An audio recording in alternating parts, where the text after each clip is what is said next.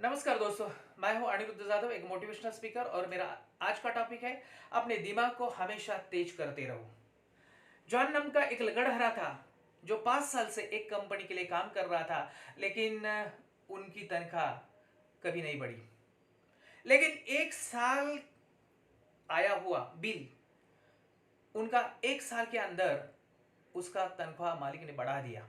तो जॉन को बहुत बुरा लगा और पूछने के लिए वो मालिक के पास गया और मालिक को कहा, मालिक मैं 5 साल से काम कर रहा हूँ आपकी कंपनी में, फिर मेरी तनख्वाह आपने बढ़ा दी नहीं, और फिर 1 साल से आया हुआ ये बिल, उसकी तनख्वाह आपने क्यों बढ़ा दी?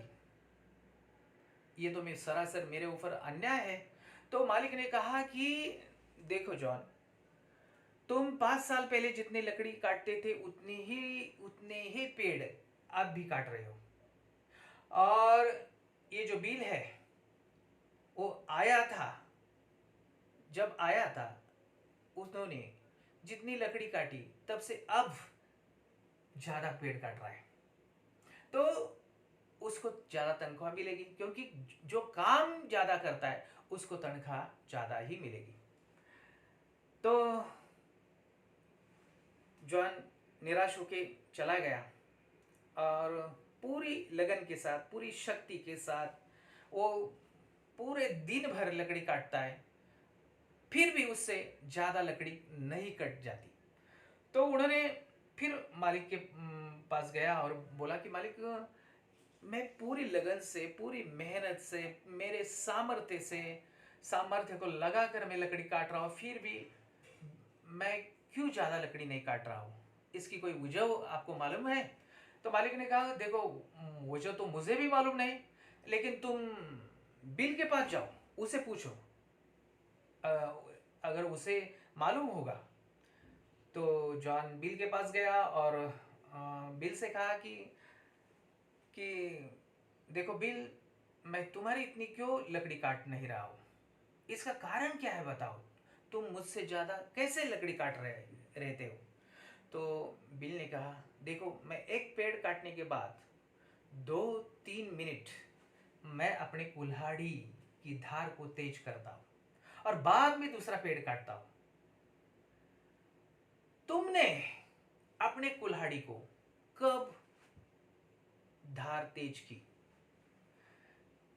तो उसकी गलती, मुझे जॉन को अपनी गलती का एहसास हुआ और बाद में वो उन्होंने प्रयास किया कि एक पेड़ के बाद 2-3 मिनट कुल्हाड़ी की धार को तेज करने लगा। और अब बिल इतना ही वो लकड़ी काटता है, मालिक ने उसकी पगार भी बढ़ा दी। क्या इससे सीख मिलती है?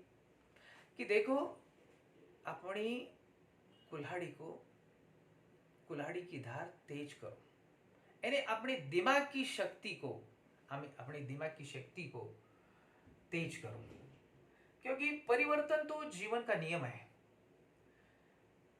तो बदलाव तो हमेशा आता ही रहता है और बदलाव के साथ हमें बदलना ही चाहिए।